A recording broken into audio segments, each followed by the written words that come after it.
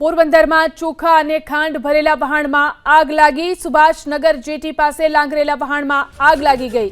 ચોખા અને ખાંડ ભરેલા જહાજને દરિયામાં લઈ જવાયું। આગને કાબૂમાં લેવા ફાયર વિભાગની ટીમના પ્રયાસો। પોરબંદરથી સોમાલિયા જવાનું હતું આ મહાકાય વહાણ કે જેમાં આગ લાગવાની ઘટના બની। આગ વધારે જણાતા અન્ય બે વાહનો પણ ઘટના સ્થળે અમે બોલાવેલા હતા। વધુમાં વિગત એવી મળેલી છે કે વહાણ હતું તેમાં ચોખા અને ખાંડ ભરેલી હતી, જે અતિ જ્વલનશીલ હોય છે અને જેના લીધે ધુમાડાનું પ્રમાણ વધારે હતું, જેથી જેટીની હાઇડ્રન્ટ સિસ્ટમનો પણ ઉપયોગ કરીને અમે ફાયર ફાઇટિંગ કરેલું હતું।